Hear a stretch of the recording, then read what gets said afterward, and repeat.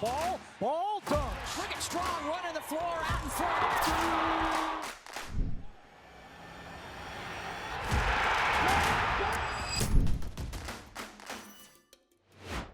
Well, wasn't that nice for a change? A little bit of a spreadsheet victory, exactly the kind of victory that we all look forward to.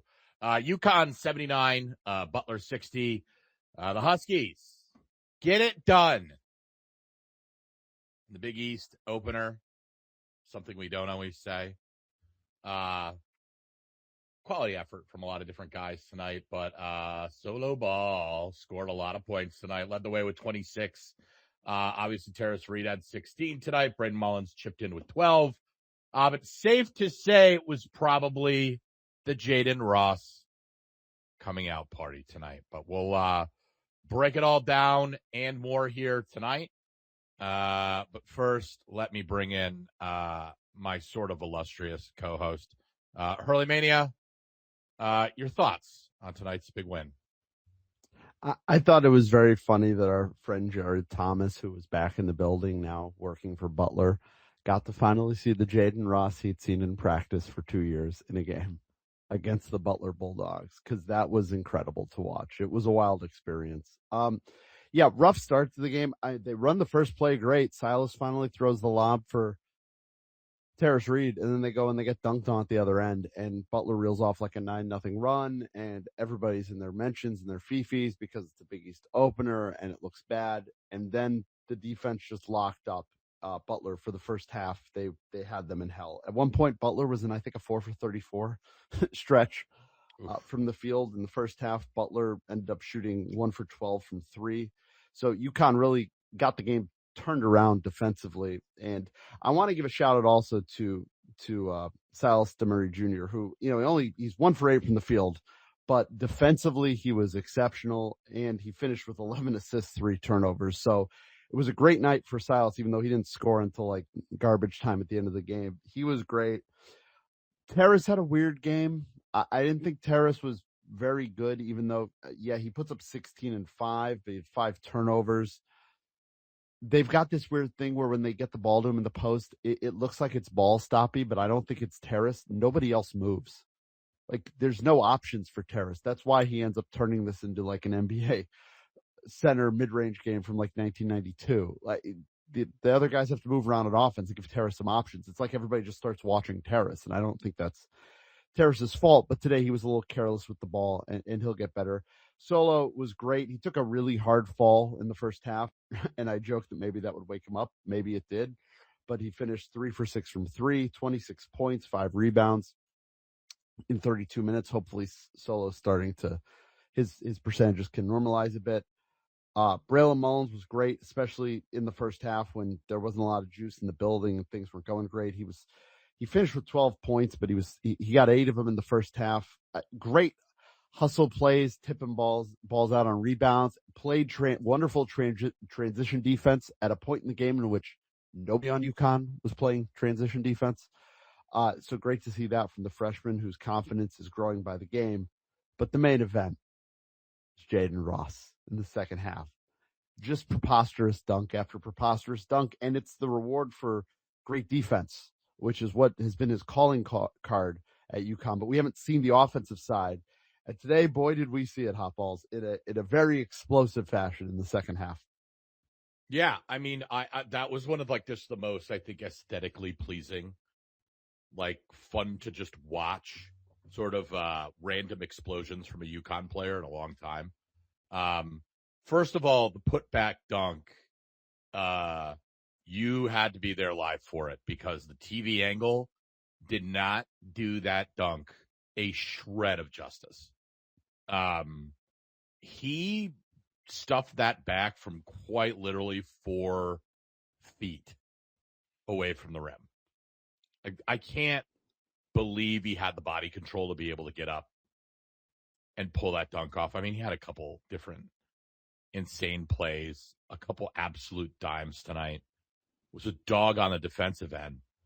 But, like, it just felt like anytime there was something going on, kind of a weird play underneath the basket, all of a sudden, You just see Jaden's head pop up out of nowhere. It's the so fray. crazy because where we sit, we're on the opposite end, but so we have like a straight on view. And Jaden sets up in the corner for a corner three, which is we always laugh about it. He hit one of them tonight, and that's how well the night went. He actually hit his 1-3 was a corner three, but he's in the corner, he's open, doesn't get the pass, and as the shot's going up, he just immediately sprints to the rim. But he sprints with a purpose, and I'm thinking, what is he doing? And then he doesn't just go to the near side of the rim. He decides to go under the rim and just cock the thing with his right hand and hammer it down from about 2 feet off the rim. Just preposterous athlete, preposterous mind, preposterous athlete. To just have the confidence and the ability to try that and do that was insane. It got the crowd, on its feet, and then, he gets a reverse dunk in transition.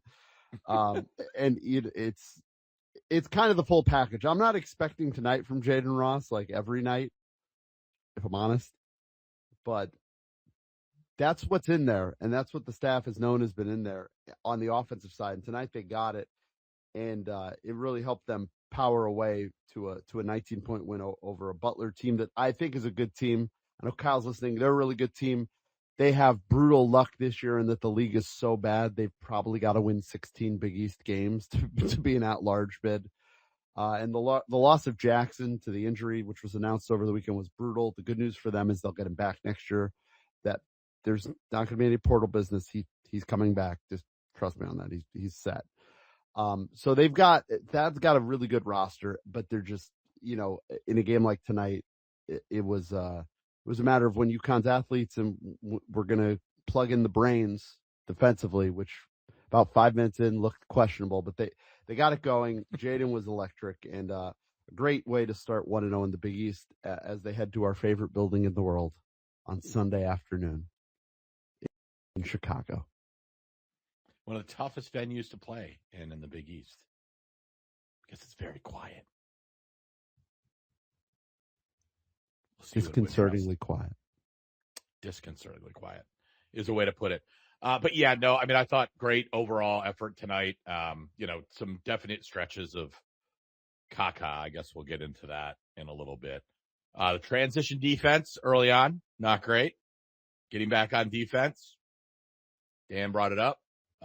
Pretty putrid to start the game. Seemed optional. It seemed very defense optional today. But once they kind of figured it out, put the clamps on, game turned around in a hurry. Everybody freaking out. Gotta shoot you guys with a tranquilizer gun. It was a really rough night for Malachi Smith. It was just bad. The offense looked bad. He didn't look great, but he's had huge games for them. This is, we've talked about in the preseason. Malachi Smith, there's a reason he's the backup point guard. He's really talented, but consistency has been his issue. So you hope he can just kind of put in the rearview mirror and be ready for Sunday. And, it's a testament to what a good night it was for Silas, because he really had to carry the load at point guard for a lot of this game. And also the other thing in this game we didn't talk about, it was a quiet night for Alex, but like he had a really hard fall. And there were a couple of guys in this game. So Jalen Stewart, who's been dealing with something coming into the game, and he had this wrap like around his shoulder that apparently he also had during timeouts in the Texas game, and then they put him in kind of like a sling. I'm not a doctor. But then he takes a hard fall in this game. Dan Hurley said post game he's going to get an MRI tomorrow. He came back in the game, so hopefully it's just precautionary. Alex took a really hard fall, and it was his head. And, given last year, I was a little concerned about that. Dan subbed him in for about 10 seconds with a minute to go, which seemed absolutely insane. I think it was designed just to get Jaden checked out to get an ovation, but because he immediately came back out, it was very weird.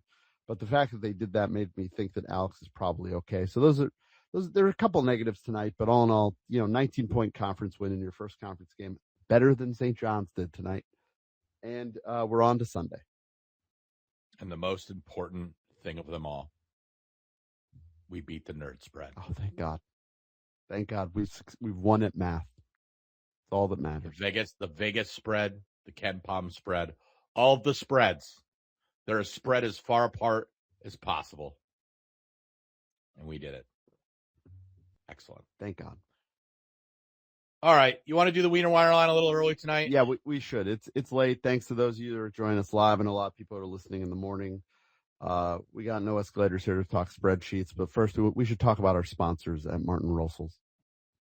We should, folks. Hot dog, the UConn Huskies season is here, and the good folks at Martin Rosel's are here to help keep you fueled so you can keep foot on gas throughout the year. Hot dogs, kielbasa, sausages, deli meats, you name it.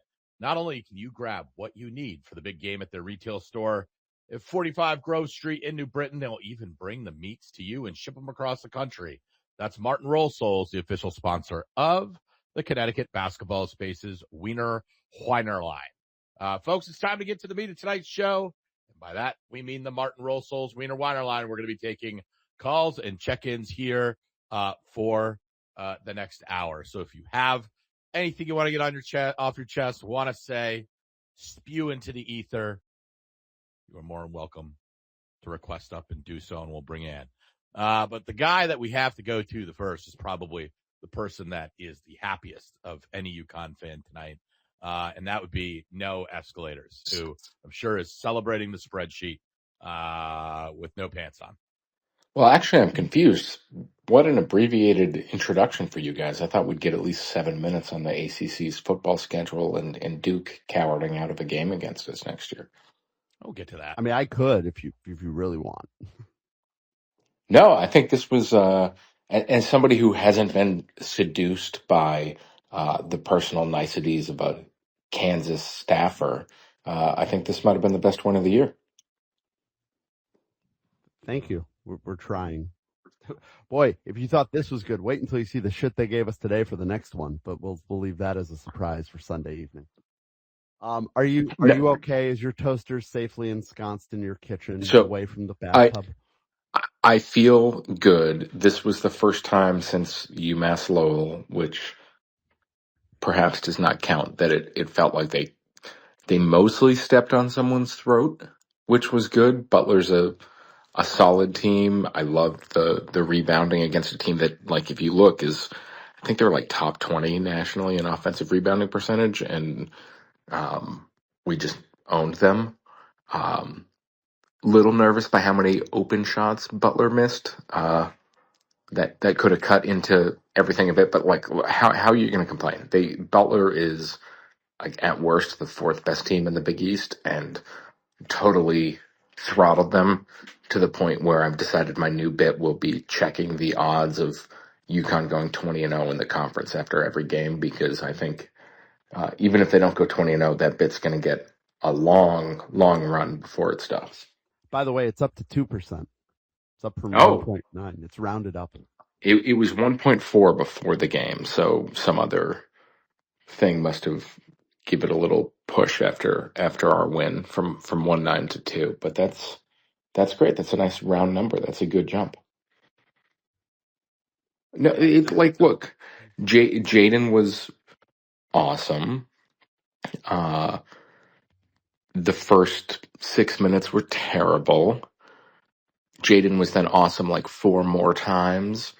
Every time after Jaden was awesome, I was a little concerned that the team couldn't focus because it felt like we always gave up a 5-0 run to Butler immediately after he did something cool. But in fairness, I also couldn't focus because the things he did were so cool that I was like losing my mind.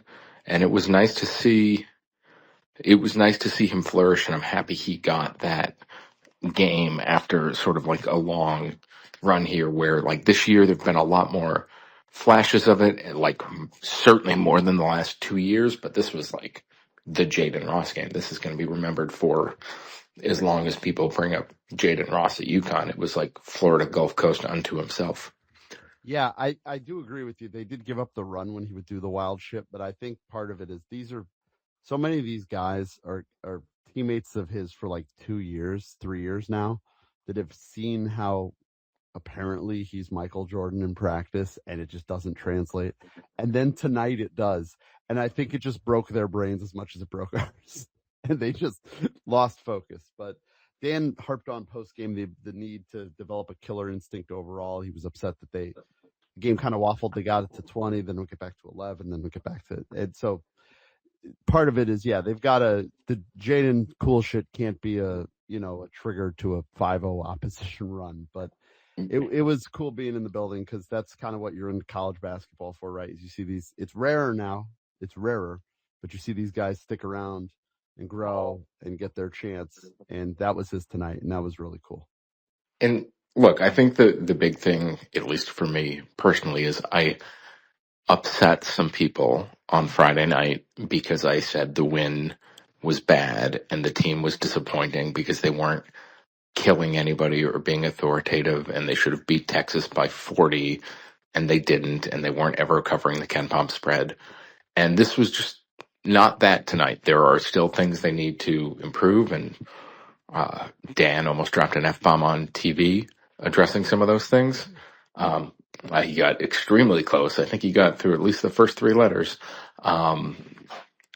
And there's definitely stuff to work on, but this is the sort of thing where, if you're going to be the elite team, like, all the wins are incredible. It has been a good season. I thought that even with the stuff that was like frustrating, it would be like, maybe we top out at the Elite Eight or whatever, but there was more, even though it slips sometimes, more killer instinct tonight. And this is exactly what I hope to see. And I hope they throttle DePaul on Sunday and then take 10 extremely well deserved days off. And if we don't see Jalen, and if Terrace plays only a limited amount on Sunday, that seems like it would be sensible to allow them to get even extra rest, because I'm not terribly worried about DePaul. And it's just like, they're going to roll from here. This conference is garbage. It's hot ass. And since it is, like, I really hope that they're rolling where they're just killing teams and like stacking skulls outside of the practice facility. Like, that's sort of the attitude that I hope they have, because the difficulty curve is going to go from nothing for the next 3 months to very high come the third weekend in March. My other thought is, who did DePaul piss off at the league office to start at St. John's, UConn at home, at Villanova? Like, they're hopeless. That is the penalty you get for not carrying your weight all these years. That's fair. That's what that sounds like. And I think that's also probably a little bit of I would imagine that is a TV network driven decision, and I feel like Butler, who is a surprise to everybody, is a little bit of that too. And like, you can see the good UConn games are not when the NFL playoffs or the college football playoff is going on. Yep. And so that's been like a trend in the past couple of years of UConn schedules. I feel like we see a lot of DePaul and Butler in December. So that, I think that's just the nature of being DePaul. If you want to get not thrown into the wood chipper to start your December, you should be expected to be more than wood pulp. Yeah. And they do, we know this, you're aware, you've let me know this also, that they do obviously want to stack things for TV. That's why the UConn St. John's games are backloaded. That's also why the UConn at Marquette game is backloaded. They can't all be winners, I guess. Oh, and I'll just add one like totally minor random thing that I really appreciated and will miss when we're not on Peacock. Unlike regular TV, where you're told to like find FS2 or figure out how to log into some app you haven't used in forever to see the game. If you log into Peacock early and click on the UConn St. John's game, they just have a camera in the arena showing all of the introductions before they get to Great. TV. It was very nice and pleasant. It was a lovely viewing experience, and as somebody who subscribes to Peacock, I'd be fine with everything there. It was better outside of the announce team, which was rough. Better than most viewing experiences we get. So, did you know Donnie Marshall played with Ray Allen? Did he bring that up? I've heard that. I had a memory of it. I think I saw it when I was growing up. He mentioned it a few times today. He, I know you were there, Hurley Mania. I'm not sure if you were, Hot Balls. There was a long discussion comparing Braylon Mullins to Ray Allen, and talking about how everybody thinks about Ray Allen as a shooter, but sort of his athleticism in college, and Braylon Mullins. It was like 3 minutes long, about like a monologue. It was like, I love the comparison. I would love Braylon Mullins to be Ray Allen, but and I think he's very good and getting he had some nice plays tonight, but it's we know Donnie. I do like the comparison, though. And I've Does make me enjoyed the feel Peacock good. coverage watching it last year. It's nice because, I mean, it's on a channel now because they brought back NBCSN, right? But because it's an internet broadcast, there's no they don't have to rush it off for fucking Mecum auto auctions. So they do like a post game show and they interview Dan Hurley and he almost drops an F-bomb. And they have Matt McCall, who's as good at analyzing the game as he was bad at being the UMass coach. And it's just a nice presentation. The camera in the arena for the warm-ups and stuff, and the little 3 symbol that comes up when somebody hits the 3. It's nice little whimsy. So I've enjoyed it. We're going to get a lot of it coming up because Xavier's on Peacock. The Marquette game is on NBC, but it'll be like a Peacock production. And then the game at Providence is on Peacock. So, and then we get into the weird True TV TNT thing, which we haven't really experienced yet. I'm excited to see what that looks like. It'll be fun. It's great. It's great. Oh, we got Kyle the Butler fan or Yeah, somebody. TNT is way better. Way better. Well, I'll sign off here, but I'm happy tonight. I would also be remiss if I didn't mention. Well, 7 in Ken Palm. We are up to 2 in Bart Torvik's version of the spreadsheet. So I love that. I'm loving where the math is going. The offense in Ken Palm slipped a tiny bit, but the defense bumped up to 4, which is just beautiful. You love to see it. The offense went from 17 to 19. Are you concerned because it's worse than it was after the Texas game? He Irish goodbye. That's fine. I'm just kidding. Thank you, No Escalators. A man willing to stand at the front line and take the slings and the arrows. Something I can relate to, whether I want to or not. Hopball, should we go to Kyle next? He seems raring to go. He's probably a normal person that has to be up at a normal hour. We should probably let him in. Yeah, we go to Kyle, and then we're going to go to Cash Front after that. Anybody that wants to request up, go ahead and do so. I'll begrudgingly let you in, but you got to queue up first. So, Kyle, what do you got for us, man? Yeah, I've never done this for these spaces before because I get, 30, 40 listeners on mine, which is quite different, but I write notes. I wrote a few notes for this. First of all, Donnie Marshall, I could not, echo No Escalators thoughts more. He said Xavier Robinson stink, who had a horrible game tonight. Let me be clear, like the worst of his year so far. He said he was a shooter and not a defender, and I just could not think of a more opposite way to describe. That is not accurate. I cannot think of a more opposite way to describe Xavier Robinson, Snake Robinson, as a player. I mean, it is extremely clear that he knew UConn at a base level and knew Butler as a 0% and was going completely on the fly because Snake made a 3-point shot at one point in the game, or I think twice maybe. I don't even know. He had 2. He had 2. There you go. So team lead. So Donnie thought Snake was a 3-point sniper because he had 2. He could not have known Butler. It was abundantly clear that he did zero research on the team. Let me just say that before anything else. After that, on a UConn perspective, Jaden Ross was awesome. People are freaking out about the second best dunk of the night when Afosa had a better dunk on Sam Hoop, but whatever.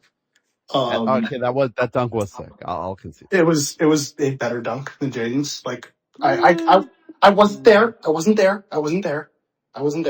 Jaden's was a great put. It was an incredible degree of difficulty. Wasn't a poster. He put Terrace in the rim. Afosa is. He put Terrace in the rim.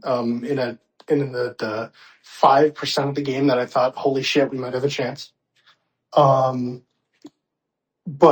yeah. Other than that, I guess all I have to say is, and we're going to go to the nerd spreadsheets here, shot quality rating, which is a great one. We all have shot quality. With 13 minutes left in the second half, the score was UConn 52, Butler 35. The shot quality score was UConn 50, Butler 56. Let me be perfectly clear. We were not the better team in this game. We gave up at points. I think there was a point that the most frustrated I've ever been this entire season, and that includes losses that I've been overall more frustrated with, with Boise and the SMU losses, which I was much more frustrated with as losses than this one. We just gave Ryba a free dunk. Drayton Jones could have easily contested him.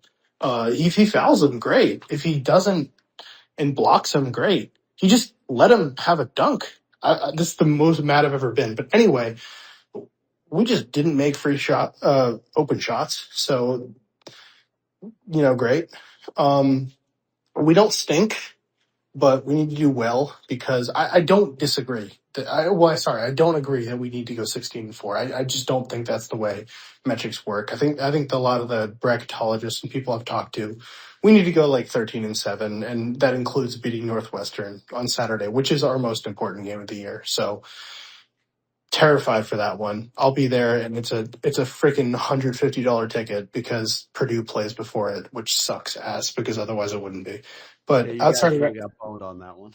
we get big time bonus. It's the same as last year, right? They played A&M. They played Auburn this year. You can't buy one game, right? You can only buy a all session ticket. So the cheapest ticket you can buy a nosebleed in Cambridge for, I think it's $140 right now. Do they not? Does Butler not get like an allocation? Oh, we absolutely get an allocation. I have an allocation already. I just know a bunch of people that are trying to buy tickets as Butler fans and just are not. I'm going.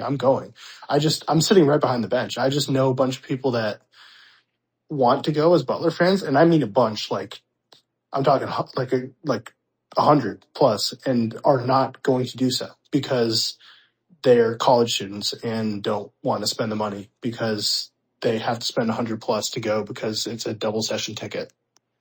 It's completely ass, but whatever. For what it's worth, if this is any sort of comparison, that the UConn allotment, the cheapest seat for Jimmy V was 96. So and that was for the Jimmy V Classic, which had Debanza and then UConn, Florida. So they're just taking the Purdue fans for a ride here, aren't they? Well, so the whole place is going to be full of Purdue fans, and from what I understand, a bunch of Purdue fans have. So Braden Smith grew up a Butler fan. So from what I understand, a bunch of Purdue fans have decided to stick around and cheer for Butler, which is great. Good for that. But it still feels like a bit of a pity fucking. I don't know. I hate it. Part of me hates it, but whatever. We should get a decent allotment. Whatever. It's the most important game of our entire season, in my opinion, including the conference play, is to beat Northwestern on a semi-home, is what Ken Palm is calling it. So, whatever.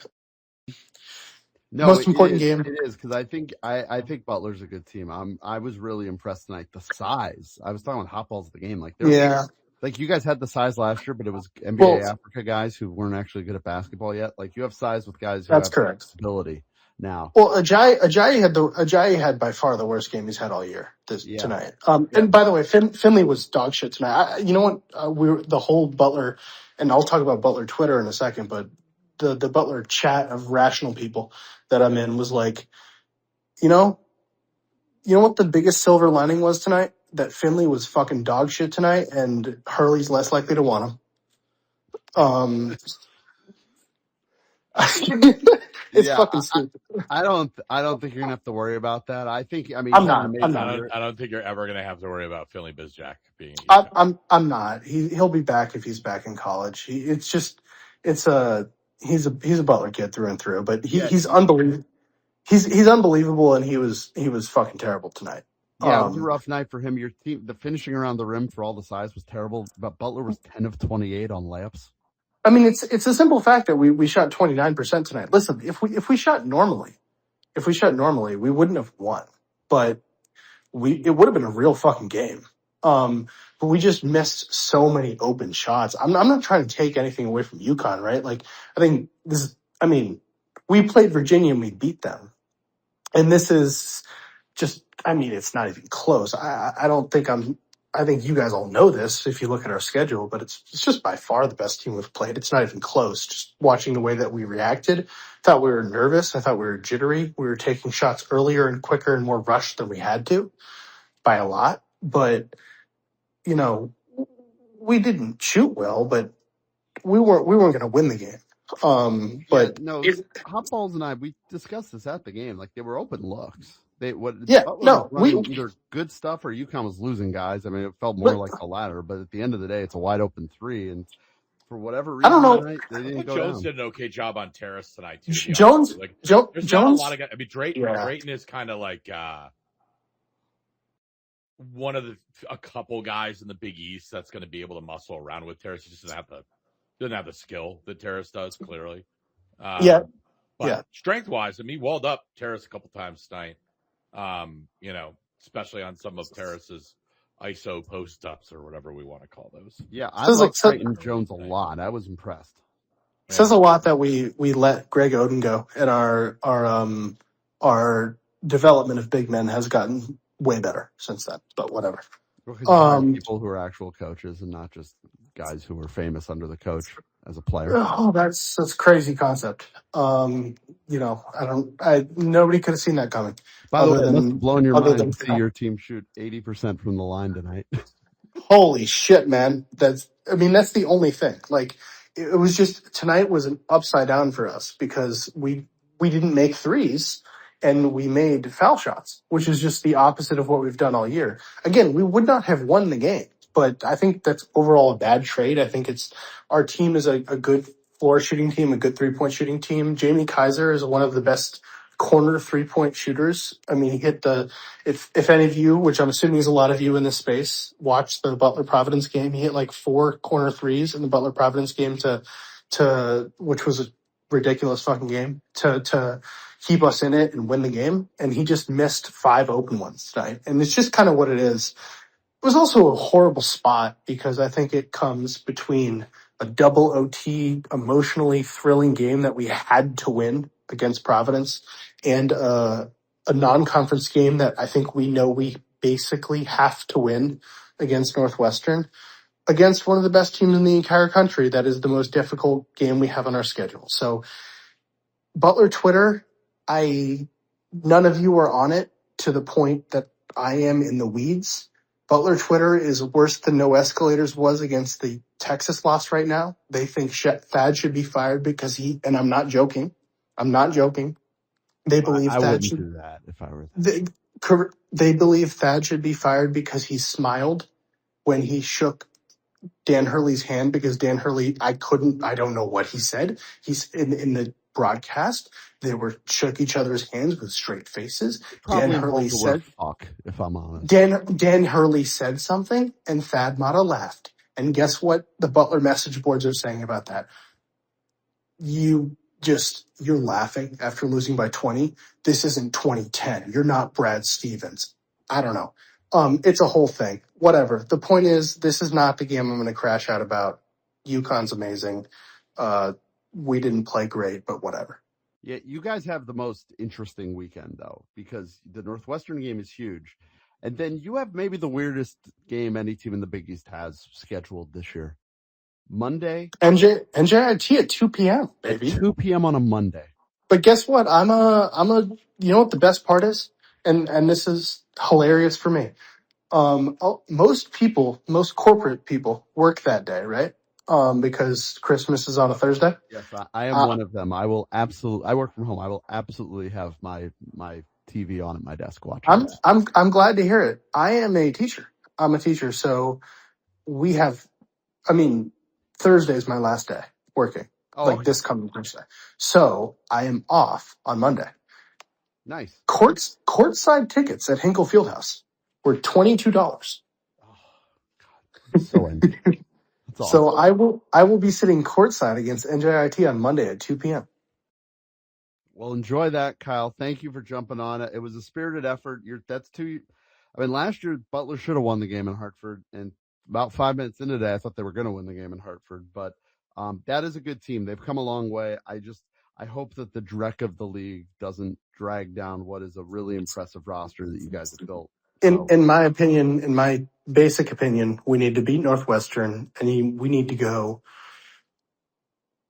Depending on the wins and losses, I think I think you've said 14-6, 15-5. I think that's maybe too much, to be honest. I think we need to go 13-7, 12-8 at the very worst, but probably 13-7 in order to really have a shot. And I would advise you to win your next Big East game at Creighton. I would advise us to do that too. They stink.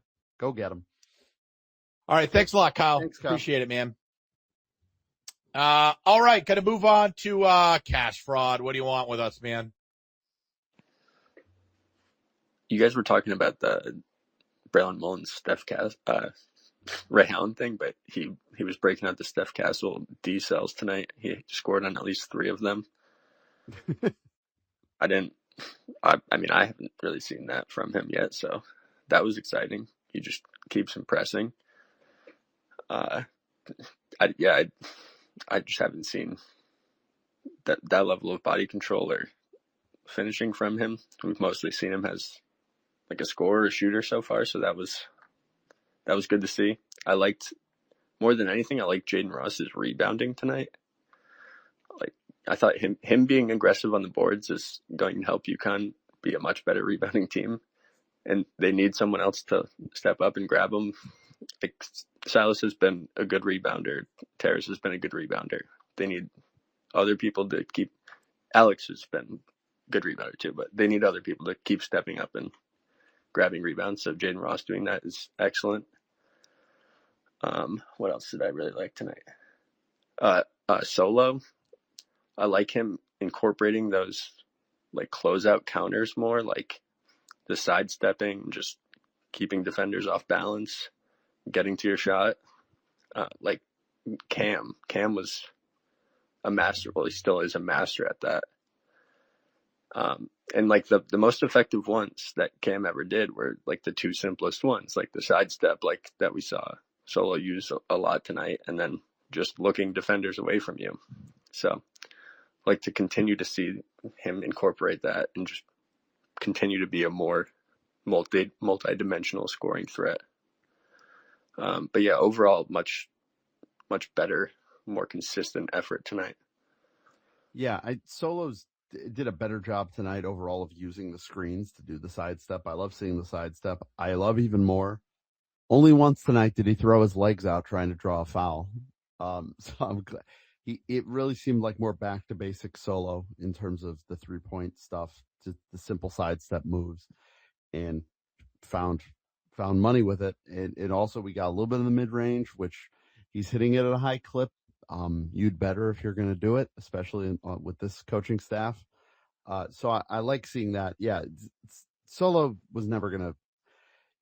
He was so in the dark from 3. He just was doing too much. There was too much movement in his whole shot. And tonight it was nice to see him just break it down to just simple side steps. Like, it kind of looks old man game-ish, cash fraud, but it's not. There's a lot going on there. No, yeah. Like, you guys remember, like, Cam Spencer was great at that. Like, he would always punish people for aggressive closeouts. And you need that when you're Cam Spencer or you're Solo Ball. And right. Everyone's going to do that to you. Have the, how do I put this? He wasn't blessed with the athleticism to be able to make somebody pay for that. That's what, like, that was his move, because that was the move he had. And he was able to hit it at such an insane rate because he worked really hard at it. Solo's got more athleticism. Like, we've seen Solo being like explosive dunker. We haven't seen it yet, but like that's in there. But in terms of on the perimeter to just free up space, I want him just doing side steps now, or trying to. It's looked like for a couple of weeks that he's tried to hit 3 threes at once with every shot he takes. Yeah, and I just want to see him simplify it. And the other thing is too, I mean, I think defenders are overcommitting coming off those screens too, because we've been getting grabbed so much. And I think Solo, maybe more than anybody, I'd say him and Alex are the guys that really preoccupy teams defensively. And when he's able to break free and get around those screens, defenders are coming flying off those screens right now. I think just with a little bit more poise, not being as rushed, taking that nice side step. He did a couple times tonight. I think he did it once or twice tonight where he had the option for the 3 and decided to dribble into the paint. You know, take a mid-range. I'd rather take the 3, but, you know, if he's feeling more confident about making the midi or getting to the hoop, like, God bless him. Go for it. Well, yeah, and that's the thing. Like, he he has been going to the rim a lot more, going to the mid-range a lot more. So it was good to see, because we've all at points lamented the mid-range shots. Shout out to No Escalators, but like obviously you would prefer Solo shooting threes. So if he can get open on those, great. If he can get to the rim, great. But his ability to continue to be a threat it was good to see. Yeah, and the biggest thing with him this year for me is, even with the struggles offensively, is he's come so far as a defender. I mean, he had a block tonight, and there were a couple of closeouts tonight where he was bad, but he's gone from being unplayable defensively to being, I think, neutral, maybe even a little positive. I know it's hard to get a gauge, hot balls, because so many possessions in the game. That's what impresses me the most, that even when his shot hasn't gone down this year, he's been able to still lock in pretty effectively on the defensive end, and it's been a huge help to him. Nobody's benefited more from having Silas in any realm than Solo's defense benefit by having Silas defensively be a freaking anaconda. That it makes the assignments a lot easier for Solo. Well, it's just the size. I mean, Solo has a lot of length to him, but to have a tag team partner kind of in the backcourt that doubles you up that way, just really looking to pass first too. Like Silas has not been great offensively, too much this season. And I think it's just going to come. It's a lot of touch and feel. Still slow, seeing a couple lobs tonight. It's a little trigger happy, which seems like an insane thing to say for a guy that had 11 assists tonight, by the way. But you can still see it. Like, he's feeling his way through it. And I also think, as Mullins continues to emerge as a scoring threat and Tara shakes the rust off, you're just going to see defenses having to make, there's just so many weapons. We're not really even firing on all cylinders. And I thought there was wide swaths of time tonight where I thought the starters as a unit looked bad tonight. You're beating teams by 19, 20 points. Solo's floated up at 26. Tara's had 16 and a kind of game for him tonight. I don't feel like Braylon Mullins has asserted himself in the way and manner that I think we're going to, and he still had 12 tonight. And to be frank, I think he is a guy that we're going to see his overall shot opportunities skyrocket here in the not too distant future, as soon as he's kind of, finds his way around the offense, so to speak. Dan's alluded to it as much. So I just think this is just going to continue to be a work in progress offensively. I think Solo is almost by default going to be a guy that is, defenses aren't going to be able to pay as much attention to him singularly as they have to this point. And I think it's only going to help him. But the defensive side of the game, we talked about this heading into the season, like that was the major question mark. It's really beefing up that perimeter defense. And for all the shortcomings that Silas has had on the offensive end of things so far, I think kind of unfairly people keep comparing him a lot to Tristan. But like if we are going to compare him, like where Silas is defensively right now compared to where Tristan maybe ever was, is night and day, I think. And so as long as he can, take care of the basketball, keep dishing it the rate that he's been, play elite defense the way that he's been, like that's what they need from him for now. And I think the scoring and the overall feel for the offense will come with time. Yeah, it's such a luxury for him that on this team, he's played 7 straight games, single digit scoring. His last 2 games, he's 2 for 13 from the field. And it doesn't matter. It doesn't matter because his assist rate in the last 2 games where he's been terrible from the field shooting, well, he's 2-1 assist to turnovers. He's a top 35 in the country in assist rate because there's just so many weapons. Like Silas's scoring is 75th on the list of things I'm concerned about, right? Because they just don't need him. And there will be games like the BYU game where he goes off because the talent's there, but they don't, unlike it freaking Georgia under Mike White, they just don't need him to be that. And so if his entire role here is defense and assists, then we're cooking. We've won national championships with that. We're not, I'm old enough to remember the Talik Brown discourse. We're not there. We're not going to get there, because it all worked out great in that situation. So I love what we've gotten from Silas. I more think it's weird that the offense hasn't come for him, because I think he's been in position, and his 3-point shot hasn't gone down either. So a lot of it too is just like he hasn't been.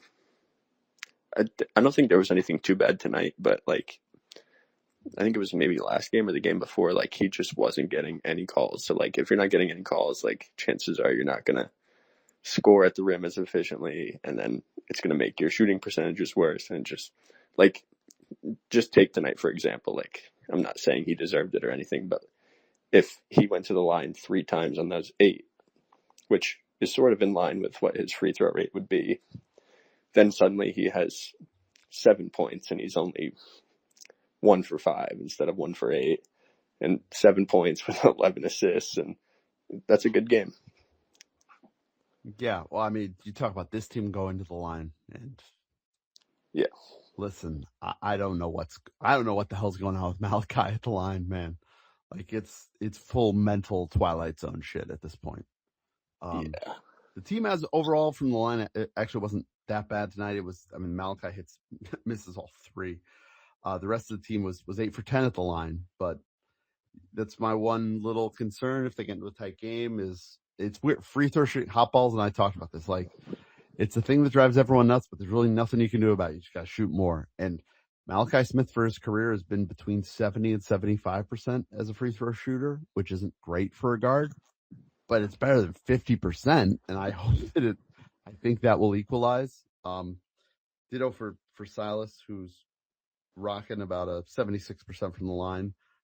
It's my pet peeve. Everyone listening knows guards that can't hit free throws drive me insane, but these guys are bringing enough. In addition to many other things table, that drive you insane. There are. It's a long list, but that one really. When Mally missed the first one, I knew we were getting on a weird bus for the next 2. And it was at a point in the game where things weren't going great. So, but it all came out well in the end. It's even worse on like threes, because you would expect the percentage to go up. Because the first free throw is the hardest, right? Because you have no baseline for your adjustment, right? Like that's just the raw shot, and then you can adjust from there if you miss or whatever. So I expect him to hit 1. That's what I'm saying. Like on 3, it's even worse because you can adjust. And I wish Jaden was here because I want to ask him if Roger Ayers just never calls charges. It feels that way, and he's a really, to the degree any of these guys are good, Ayers is actually really good. But the one thing about him, it was better. Is tonight.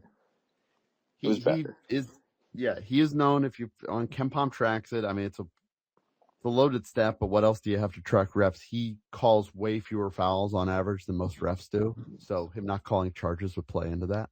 But there was like 3 tonight that I thought he called blocks on all 3 of them, and I thought they were all like had pretty good cases for charges.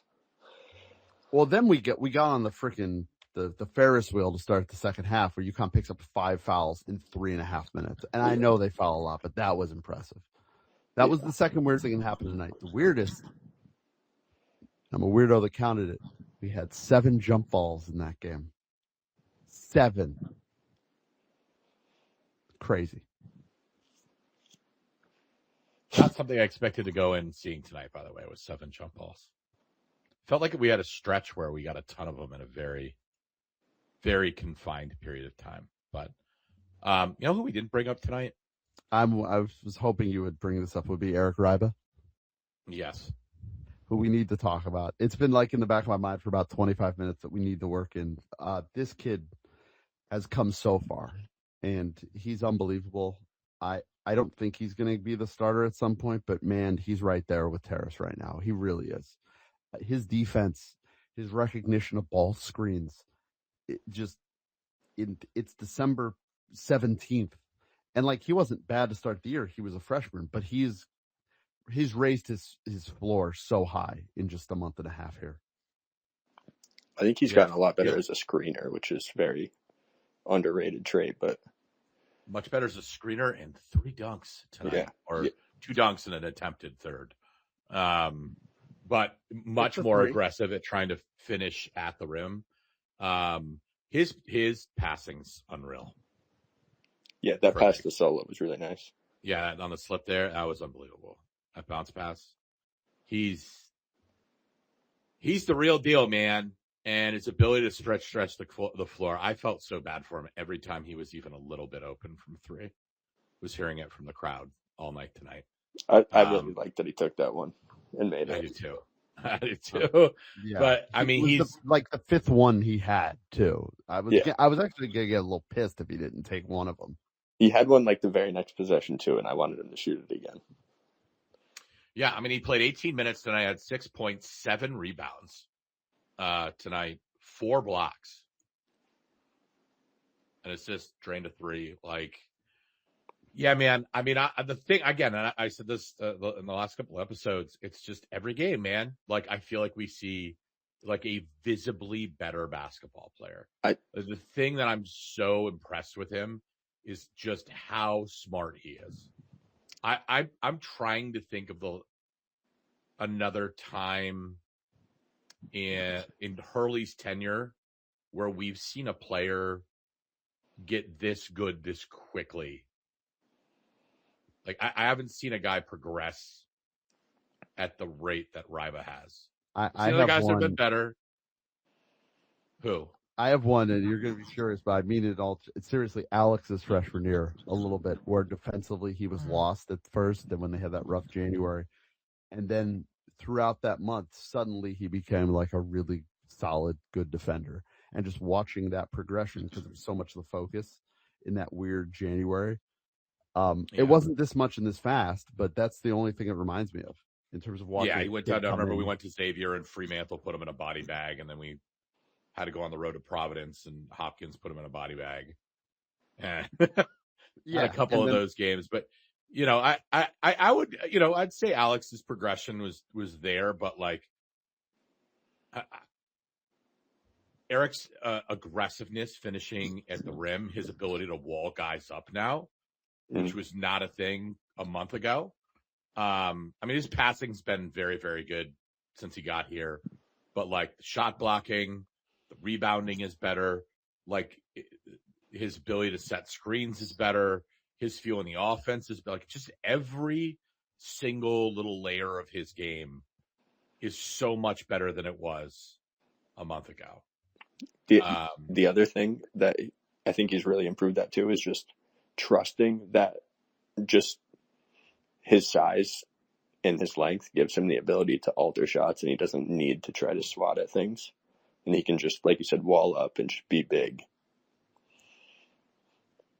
Yeah. I mean, I think he's simplified his great. Mm-hmm. Yeah, and I love it. I just love his ability to stretch the floor. And Butler was starting to hedge the 3-point line with him towards the end of his shift in the second half. And I think we're going to see that more and more and more and more. And if they've got a look that they can give teams where they could go 5 and out, good Lord. The points they're going to be able to put in off the bench. And I mean, they can even mix and match a little bit. I know some folks in Discord were playing around a little bit with the lineup tools and everything. And it's been some really interesting lineups that have been our most efficient. But, his ability to stretch the floor the way that he can, man, like it just feels, I mean, it probably should feel, maybe I'm free jamming a little bit too much here, but it just feels like the offense is a little bit more effortless with him on the floor than it is with Terrace right now. And I think it's partly Terrace just knocking some rust off, but kind of with everybody else in the sense that the off-ball movement with Eric in the rotation as opposed to Terrace right now is a totally different world. I think they'll figure it out. I'm not tremendously concerned with it with Terrace, but it seems just kind of like the world stops around him, and I hate this sort of high post ISO stuff they've kind of run for him. I hope we're done with that. I don't want to see that get better. I want to see that just not happen. There's no need for it. There's no need for it, but I also, and this is probably why, if they keep running it, this will be why. Is like, why does everything else stop around Terrace? Like that That's not Terrace's fault. Like, if we want to run that shit, there's got to be, give him because Terrace is a good passer. Like, give him another option. The whole game just seems to stop. It's like there's a spotlight. It's like watching fucking Shea Gilgeous-Alexander. We're all just gonna watch this shit for 15 seconds and see how it ends. And that's the antithesis of everything this offense is. That's why it's wild to me that they run that like that. It feels like it's something dropped in from another dimension in between running 400 elaborate European sets. Maybe that's why they do it. I don't like watching it. I don't think we need to do it. Doesn't make me excited. Credit to Husky Report. Said Eric right now, his adjusted defensive efficiency rating right now on Torvik is 85.9. It's pretty good. Yeah, that'll play. And he's post game. Dan finally he dropped it. I didn't know if he would go there this soon. He dropped the Donovan comparison in terms of freshman year, and that's pretty high praise. So interesting to see if Dan Hurley's already there mentally to see what they do. I think they might have the ability to have a defensive monster in there for 40 minutes now between either of those guys. Fouls. Yeah, I want to see Eric kind of get there. I think Donovan's defense right off the bat was like so obviously game altering. Mm-hmm. When there were spurts, we used to talk about it with the Marquette games where you're like, man, I wish we'd just be running Donovan in these games. I don't know if Ryba's defense has the ability to get there. I'm sure he's willing to embarrass me and show me that he can do it. I think the offensive skill set is significantly more dynamic than what Donovan brought to the table early. I'm not sure it's close. Yeah, it's the 3-point. I am actually willing to go there with that. No, the 3-point game is legitimate with him. My counter would be that Donovan's one of the most dominant defensive players the sport's had in like the last decade. So I don't even expect that. I think that's unrealistic. I mean, let's try. But offensively, what Eric can do in terms of the three, but also the passing touch and everything and the vision, you've said it. I think this is kind of the end game for what Dan and Luke and Kamani and Mike want in an offense, and we might see it. And if they can get 5 out, this will be a wild watch. It still feels so weird to say Nardi instead of Tom. It doesn't fit. It doesn't. I mean, it does, but it does. It fits fine. It does. But it's weird. I'm still getting used to it. Mike Nardi at UConn. I had a discussion with him about that. I also think that Butler this year just matches up worse against UConn than they did last year. Like I think they're good. I just think UConn's just a very tough matchup for them this year. I think Thad's kind of got a type. I mean, Butler not for nothing, right? I think the last couple of years they've always brought a lot of physicality to the table, and they've been freaking huge. Like that has been kind of the archetype of the guy that they get. Well, Jameel Telfort was just a tough guard. Yeah, and they're physical. They're not afraid to put their hands on you, kind of thing. Like we saw tonight. Like they will get on you. Last year's group was not that group. And I just think any time where we saw a team that was like ultra physical last year. From rebounding, the defensive effort, all of it was a really difficult matchup for us. And, so yeah, I mean, I think they matched up better last year, but I mean, this year we're just bringing a lot more beef to the table here. There's more guard depth. The guards are tougher right now, as a collective whole. I think a lot of guys have made a step forward defensively as well. And then we've got, just real legitimate depth. And like Eric and Terrace is like, there's a lot of beef up front where loves Sampson, like awesome player, but was definitely a guy you kind of give a little bit of a different look for, more of a finesse big for sure. Whereas look, I think Eric and Terrace can pretty much bang with anybody. So, it's a new team. It's a new year. I thought, that kind of heading in tonight, I was like, yeah, I would be surprised if the game's a little bit closer than you think, because they don't, it's a Butler team that doesn't foul a lot. They could hit their threes. They rebound pretty well. And we handled them. We handled them and outkicked the coverage. So, and one more thing, we were talking about how Solo looked composed tonight. I thought it was ironic that Jaden Ross's most explosive game also came in the game where he looked the most composed, where he looked like he was processing the game quickly. Yeah, if I'm at the point where I'm wondering if Jaden is a starter. That doesn't matter, but people care about it. It's a nice problem that we have. You can only pick 5 guys, but if Jaden can process the game that quick going forward, not hitting above the rim dunks and scoring double doubles, but if he can just process the game that quickly, it's going to be very hard not to have him on the floor, starter or not, for 25 minutes a game, because that's what Hopballs, we talk about the maybe issues with the offense, air quotes, is that I wish Silas would trust himself more, because he's doing well in terms of facilitating, but he's leaving assists on the table where he's just not trusting himself to throw that lob. Like he threw it on the first possession tonight and didn't throw it the rest of the night. I know one thing for sure. Jaden Ross will be confident to receive that lob because he has been calling for it his entire career. So he's been calling for it since he was 6. And I hope. Yeah, I mean, I'm not looking at the metrics of it all, but I feel pretty comfortable saying, just eye test, and maybe this is me and my feels. I'd love to actually see the numbers on it, but I just feel like everything looks better with Jaden on the floor. Mm-hmm. And defense looks a little bit better, and I think the offense looks a little better too. Because they can kind of play through him. And, I'm not going to go off into some outrageous tangent, Jaden Ross, multi-level scorer, blah, blah, blah.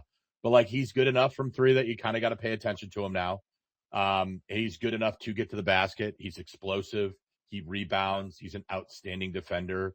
I don't want to call him a point forward, but he can facilitate a little bit in a pinch, right? So, although I do not like it when he inbounds the basketball. Yeah, that's my one thing. I'm not a fan of Jaden Ross, inbounder of the basketball. Outside of that, I just feel like everything kind of moves a little bit better with him and benefits from the added length that he provides on the floor. So his inbounding turnover was incredible. You can't move the spot, Jaden. Oh no, that was kind of funny. Everybody had a nice chuckle about that. Yeah, but here's the thing: there's just I can't do this. Okay, thumbs up. Just went and played defense. Yeah, I mean the other thing with Jaden is just there's just nobody I'm ready to take out of the starting lineup. I think Mullins is going to be a very, very, very special offensive player. And for those of you that are getting ants in your pants as to whether or not Dan is going to be playing through and to Mullins more in the future, oh my goodness, you're going to get what you want. But I think they're just trying to break him in right now and getting him used to kind of feeling the offense. He's definitely sort of in that baby deer phase of, I think, doing some things that make you say wow and doing some things that make you say wow. Yeah. And I think once he kind of I'm with the coaching staff 100%. I think the best version of this team is going to be Silas. It's going to be Alex. It's going to be Mullins. It's going to be Terrace. It's going to be Solo. But we've got one guy trying to figure out. We've got 2 guys really kind of trying to figure their way through the offense, right? In Mullins and Silas here early on, and Mullins has got some catch up to do. I mean, he just missed 9 games, and so I think every game we're going to see him be a guy that starts to get more opportunities to score the ball. And so it's got some defensive shortcomings right now, but I don't think that's going to be a huge issue down the stretch. And look, anybody that gets cold, I mean, whether it's an Alex, or honestly, maybe even a Solo or a Mullins, Jaden's kind of a guy that he's a jack of all trades, master of none. A guy that you can kind of fit in. I just kind of love him as that sixth man off the bench. I think Ryba's pretty much got the backup big spot nailed down pretty good. But after everybody else, like right now, Jaden's the guy that I'm looking at that I think can impact the game in the most amount of ways right now. Had some ups, had some downs, but like everything just kind of looks better with him in there, whether you're mixing him with the starters or the guys off the bench. Yeah, and if you want to get nerdy, go look at Jaden Ross's offensive skill curve this year versus last year. Yeah, and how much flatter it is, and it doesn't just fall off the cliff at 10 or 12 usage, and you can just see it when he's on the court. Like he's not getting overexposed in the offense as much this year.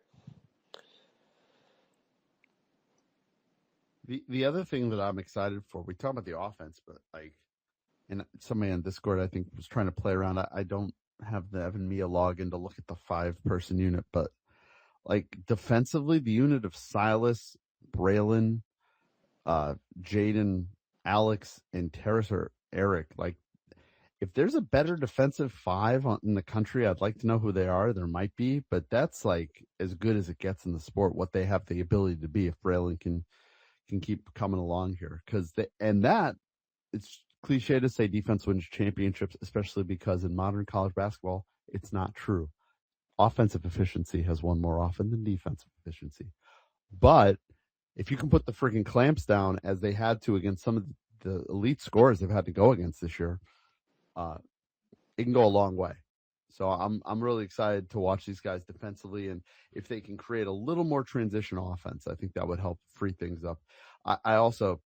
They've also got to play transition defense and hot balls for the first 5 minutes tonight. Dude, I was a little hot. Yeah. I mean, Terrace defensively tonight. I mean, Terrace, like his floor is just like obscenely high.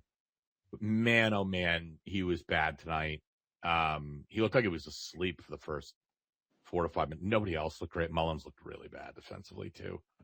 They all looked bad, but Terrace particularly tonight, I didn't think had a great game in spite of a pretty good stat line, which I guess is going to happen. It's 8:30 in the People's Arena on a Tuesday night, but still, man, like, come on.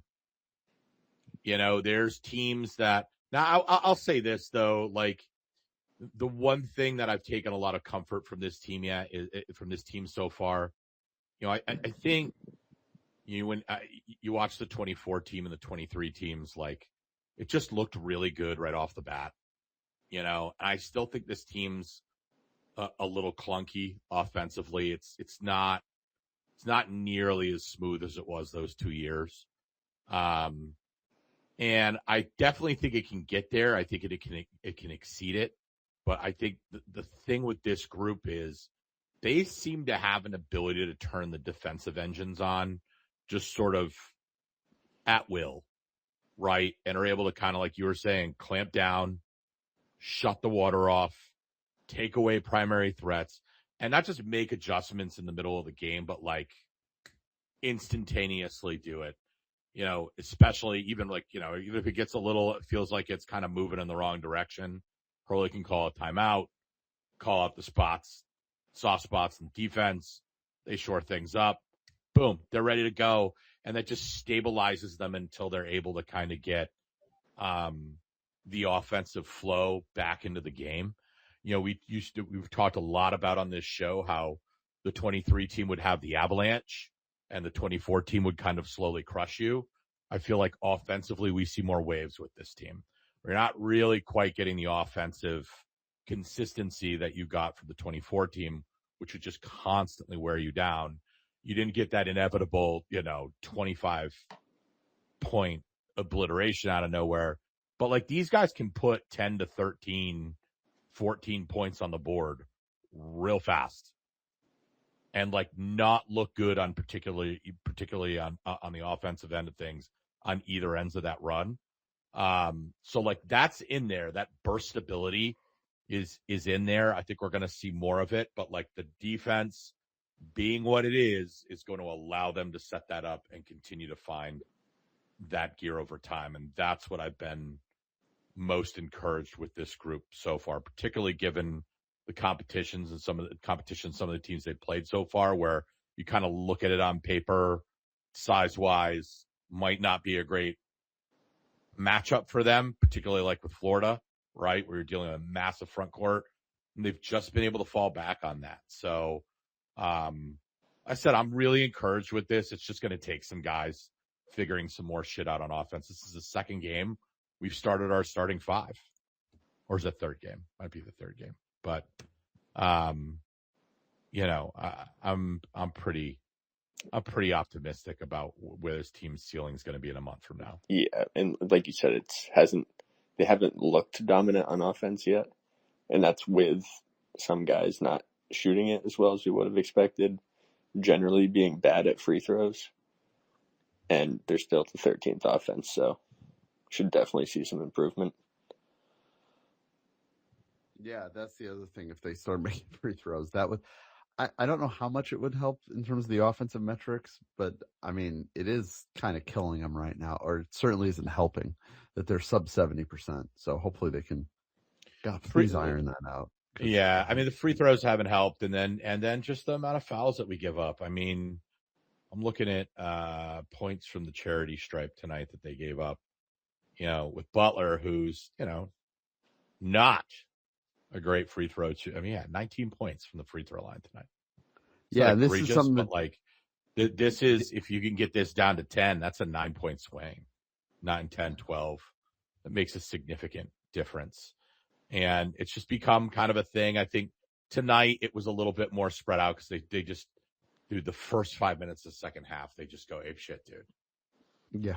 I feel like you see it every single game. They come back out of the locker room, and I feel like there's that desire to go and put a team away, and they just get so handsy and overzealous on defense. I mean, they had how many fouls it was 5 in 2.5 minutes. It can't fucking happen, man. Especially against like a good team. Like, they can get away with it with the Butlers of the world and stuff like that. They're going to have a team that scares me a lot more than our own free throw shooting right now. And it just helps teams to kind of hang around and be within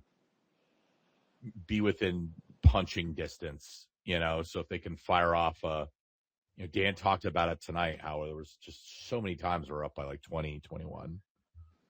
And then, they go up a 3, sloppy, empty possession, come back and an and one. Alex's foul there, I can't remember who it was on. It came running down the left side of the court, just brushing through a guy in the shooting motion. Like, dude, what are we doing? Like, that's the stuff they've just really got to clean up. Again, this isn't last year, it's not them chasing guys and slapping them on the ass as they're getting blown by. These are much more competitive on-ball fouls, but they're still fouls. And yeah, I mean, I thought the referees were calling it a little one way tonight. I thought it was terrible last game. So there's a little bit of that in there. But man, oh man, that's going to be a really bad cocktail if they catch a really hyperactive referee one night. And they keep fouling the way that they do. It's not allowing them to get the separation. I think they can clean that up. That's going to be as big of a help to the offense as anything else that they're going to do. Yeah, and one thing that will help, credit to only me, nobody else has texted or tweeted me this. UConn's opponents are shooting 75% at the line this year, which is 301st in the country. That will regress, so that will help the point differentials, and the old spreadsheets will like that. But even Dan Hurley noted it in the East Texas A&M post-game press conference that Kansas and East Texas A&M had gone something like 37 of 39 at the line, and he was waiting for that to equalize. Hasn't happened yet. Butler, who's a terrible free throw shooting team, was good tonight. Maybe DePaul on Sunday, because it's always DePaul. Maybe they'll be the team that finally misses a third of their free throws. Would be nice, and that will help as well. So, but hey, look, we turned our way over to 70 possessions tonight, so the tempo is going to go up. Yeah. Oh, it was Jaden, the only person who's texting me anything. Thank you. He said it in the Kansas presser because the Bryan and Illinois game, the previous 2 games, had been Teams hitting them, not just giving. It's one thing to give up all the free throw attempts, but these teams aren't missing against UConn. And the old free throw defense, got to work on that one. Cash Fraud, thank you very much. Appreciate everything.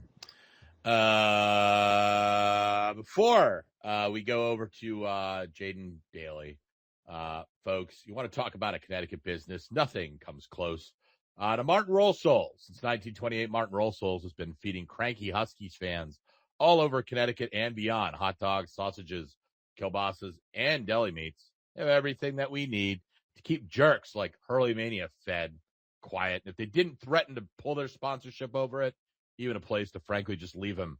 But I promised we wouldn't do that to them. Again, that's Martin Roll Souls at 45 Grove Street in New Britain, the official sponsor of the Connecticut Basketball Spaces Wiener line. All right. I'm so excited for this because he just shit talked Puneet right in the recap. It's great. Did Jaden take a dump on Puneet in his recap? That's great. In his tweet, he did. Oh, the tweet. It's a Big East opener, so Puneet. If he was a real man's man, he'd do it in the recap. That's true. Puneet has to do his tradition of just here's a million stats of how terrible UConn is in Big East openers, which we might be through now. We might be over it. It might not be a bit anymore. Oof. I don't know. I'd be careful with that. We have a way to defy physics on occasion. And it's like Puneet's day, on the internet. Like, I think that's his whole thing. Everybody just sort of knows who he is. I heard people talking about Puneet in unrelated conversations that I was nearby, not actually inside of, talking about Puneet tonight. Everybody knows about Puneet. He didn't even really tweet about it this year. He was just a normal. The whole thing today was just fuck Puneet. All of us were what's her name holding the gun in Pulp Fiction. Say something. Waiting for him to fire. Hey, did you know but Russ did fewer national championships than conference opener wins since 2000? All that bullshit. But anyway, Jaden, thank you for joining us. It's very late. Good evening. I want to thank whoever tweeted our record in home openers. We almost spoke that shit into existence. That was, yeah. That was day and after the Xavier Presser last year. That's right.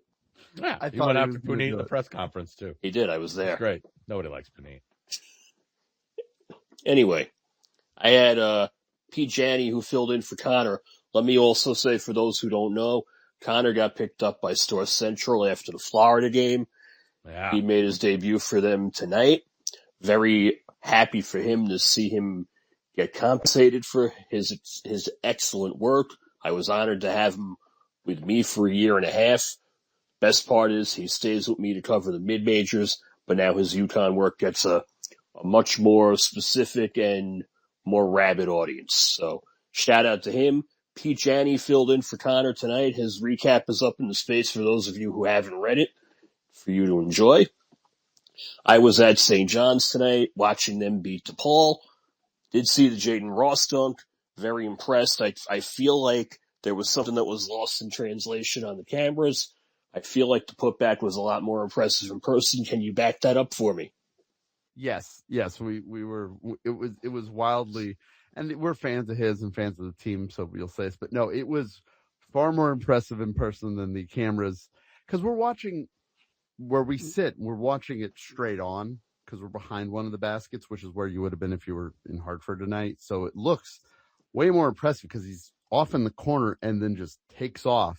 Whereas on TV, it just doesn't translate as well with the spatial thing when the guy's just running north-south on your TV. Mm-hmm. As you see how far away he in the corner he was. And then he goes under the rim to jump and to grab the thing. It was an what I love about being in 239, and this is kind of like the method behind the madness, especially in the Hurley era, is you really get to see all the off-ball movement and like plays really develop there. Like those little corner slots behind the basket are like some of the best places to watch UConn play basketball, I think, on planet Earth right now. Especially if you're a guy that likes watching all the off-ball movement and plays develop like I do. And that's why I've always sort of been up there. It was at the far side of the court from us. I'm telling you, it looked like an extra 2 to 3 feet Wow. that he covered, at least in that. I mean, that was like a really. I mean, he was at full extension, reaching out to dunk that basketball. I mean, that was all the way as far as he could possibly reach back and as far as he could possibly reach forward in motion in the middle of the air. It was just a spectacular dunk to see live. It looked like an extraterrestrial is what it looked like. That was wild. And by the way, Jaden, I should have asked you to clarify which dunk because he did have 3. So the first the putback. Yeah. The one hand putback. You were at Carnesecca. I was watching St. John's. I saw Big Mike was not impressed. I don't know what they won by 13, I think. Did I have that right? That means they're going to make a deep run in fucking March now. That's what I know. That was the first. Mike's not impressed. That was the first thought I had. Yep, St. John's won 79-66. Obviously, I didn't see any of it, but looked like it was a tight second half. What were your takeaways to because you're kind of our spy on the other side of the front lines here? Really not a tight second half. I was only there because you guys tipped off at 8:30, and that would have been impossible for me to handle. I would still be on my way back to New York if I was up there. So that was borderline impossible. I'll tell you this. After the Iona game Saturday, Rick said he needed to get back in the lab and give Dylan Darling a total makeover. Take that as you will, but he meant he wanted to work on his shot, his arc, and you could see the difference. He knocked down his first 2 threes tonight, ended up with 17 on 5 of 9, 3 3-pointers in 5 attempts, 6 rebounds, drew 6 fouls. That's what I like about Darling. He's very aggressive, and for a 5'11 kid, you don't normally see that, but he's using his aggressive mindset to the team's benefit. I guess being the son of a former New York Jet counts in that regard too.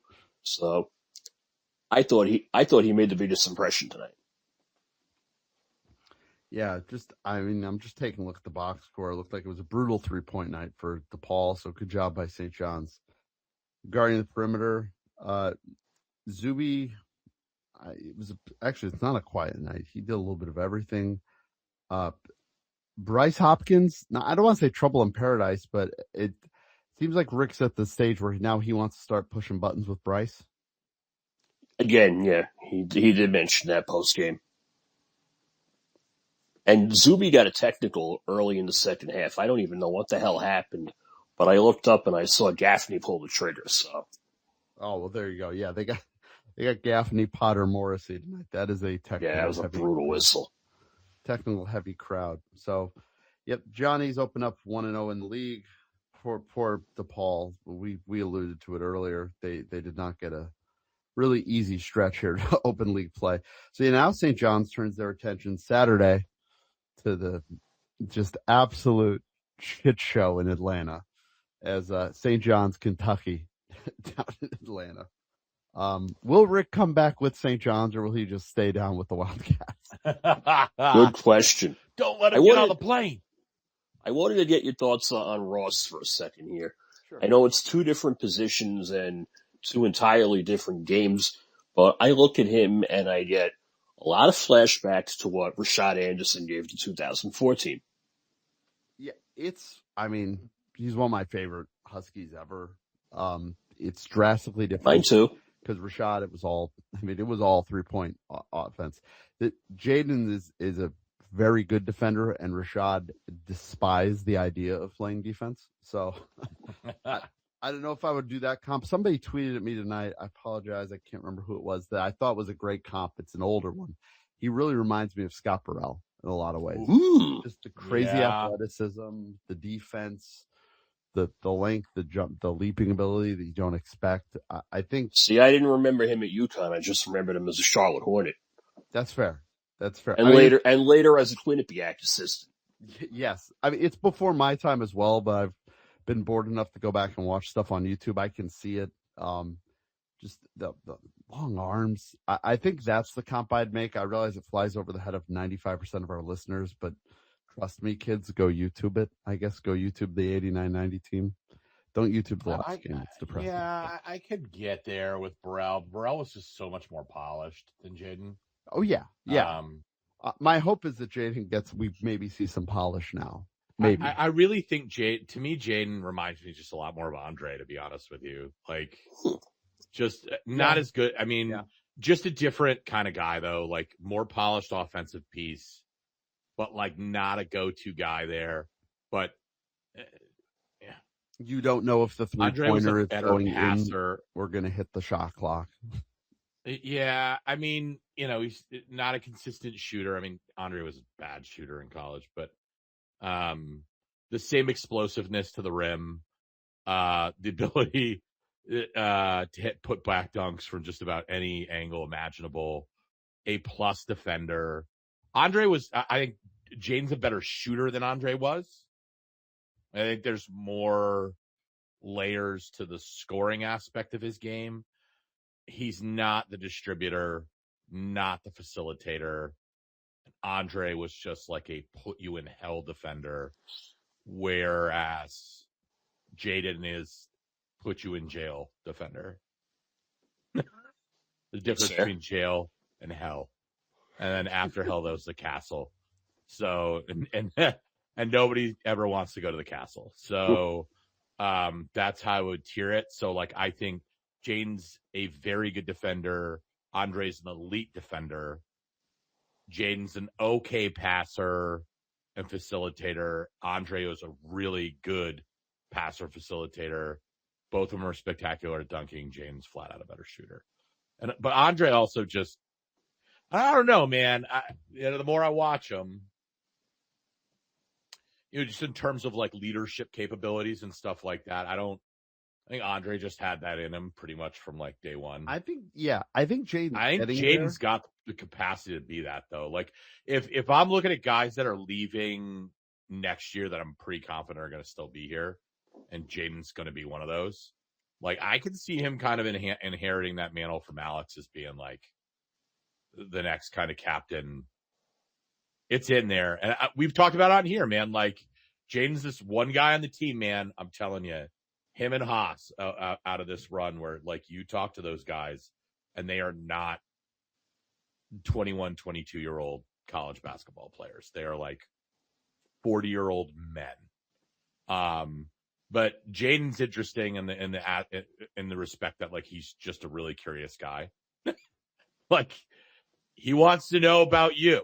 Like, he wants to know how things – like, he's very good at asking questions and like super engaging guy. Like when I met him a couple of years ago, prior to the 24 season, he was a guy that struck me right off the bat. I was like, man, this guy's maturity level is a little different. I think we're really lucky here. We've got a lot of really mature guys, and I've been very blessed to have had that the last couple of years. But like Jaden is one of those guys that's like unusually so. So I do think that capacity's in there, but like he's probably the best comp that I can think of. I'm just trying to think of anybody prior to that I would sort of put in that.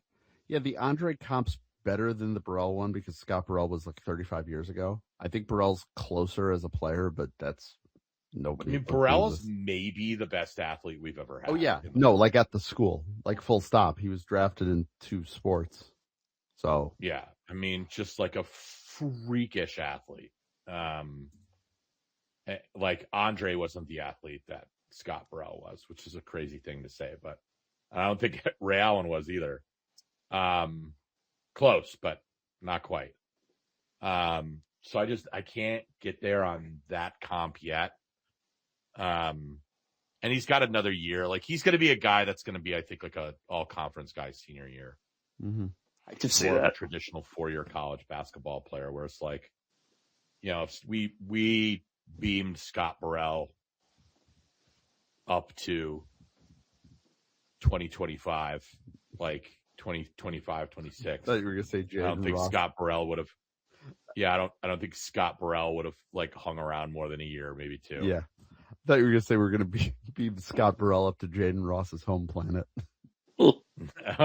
Yeah, Maybe Jane is an alien. Maybe he's got his own planet. I wonder what he stocks there. Those Just throwing planets his have their props. own Jaden Ross. Okay. By the way, absolute lock to be a future captain at UConn. I think Eric Ryback, you can already see it.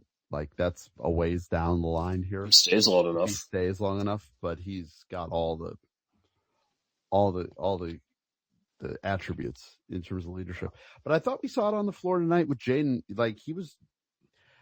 It's hard to call this leadership, but like, he was really demonstratively like trying to get the crowd into it, trying to get his teammates into it. Like, no, he took the game by the nuts tonight. Like, and it's the first time he's done it. I have to see it more. Like, I don't want to get too out over my skis, but like, there are also instances where guys like him this is the game they need, and then they just do not look back. Like, there's no sputtering. It just takes off. That's what I'm hoping. Because if they get this out of him, holy shit. I mean, and we've talked about this, like, the key to the season is them unlocking one of Stewie or Ross on, like, a real consistent basis. If they unlock them both, good God. But, like, they only really need to find one of them on a given night. Never mind. Jaden's doing anywhere close to this on a nightly basis. Like, oh. yeah, and the other side of It's a this, whole other thing. the other side of this, and Jaden, you might not have seen this, is like, what's Jalen look like? I hope that the MRI comes back clean. I heard about that. Yeah, it was a hard fall. Hopefully, it's not too bad. But that's, So he was in a sling. Yeah, he's been wearing it he wore it in the huddle apparently also on Friday. I didn't see that, but I'm just taking someone's word for it, which is probably a bad idea. But he was able to play tonight, and then he had that going in, and then the fall, like, obviously, it's you see this in injuries in sports, like, the worst thing that could happen at the worst time finds the guy, right? So he had an issue going in, and then something happened that makes it, I would think, worse. So we'll wait on that news, because there's still a big role for Jalen Stewart in this team too going forward. I hope that it isn't just Jaden Ross by default. I mean, tonight he earned it, but the sad little rain cloud in the back was that they're as Jaden's going off, Jalen's got the shoulder thing that he's dealing with. So regrettably, I will not be at Wintrust on Sunday. My next UConn game is going to be after New Year's. I'm going to be up at Gamble for Marquette. The Marquette game. It's freaking me out, Jaden, to stare at the Ken Pom prediction for that game. Oh, Jesus, I didn't even think about that. It's not even an A or B game, and it's UConn by 19, and it's on NBC. My next one is Thursday night, Manhattan against Furman, but more importantly, Friday night, I will be at the Providence Civic Center. Oh, God. For Seton Hall's Big East opener. Oh, that's a huge game for Seton Hall. I'm rooting for you. I want to take you seriously. You have to win that game. You have to win that game. That team does not play defense. Why I want to play them twice? They want to play twice. Tell them come back to the Big East. That's right. That's right, Shaw. You fucking king. God, I love him. I'm so mad he's going to be the coach at Kansas State next year. Yeah. Huge Friday night for Seton Hall in the league. If they can get that, they can get rolling 1-0 in the league. Can you imagine Shaw getting off the plane? Can you imagine Shaw getting off a plane at Manhattan, Kansas, by the way? I mean, he already did it once last week and just walked out with an ass kicking. So Peichel told us to ask you. No, he didn't. You wanted to ask that, Jerry. Yeah. Oh, God. Steve Peichel just trying to weasel his way into a home and home with Seton Hall on top, which finally is like a bad idea for Rutgers. I mean, you already got 18 games in a stacked league that you friggin' suck in. Why do you want to play Seton They Hall? play 20 in the right Big now. Ten. They're going to be in the 90s. Okay, they do play 20. Rutgers is 143. They have lost 6 of 7. Holy crap. See you later, Steve. To be fair, the Purdue-Michigan back-to-back, not really a great way to lead into Seton Hall. They're below BC. Give me something for the pain. Let me die. Someone whose name we do not speak was banned by the CIAC. I did see that. Oh, we didn't talk about this, did we? Breaking. Should we talk about it? Well, if it isn't the consequences of my own actions. I know we disproved this on the show, but like you don't have to be an asshole every day of your life about things that don't matter. You could just be a decent person. I do that when I'm not doing this shit. Sort of. Yeah, I didn't say I was good at it. I said I did it. But I can't think of somebody in the general UConn orbit who has earned this more. Take UConn out of it, because UConn's not even involved in this. The CIAC banned you. I said the UConn orbit, all right, meaning he right, no, I know. That's why I'm amazed by in the solar system, all right? There's a lot of shit in the solar system. There's rocks, asteroids, flying metal, comets. 78% of it is Jaden Ross. Astronaut feces also floating through outer space. BC Penius managed to get himself banned from CIAC Sports. What did he say in his?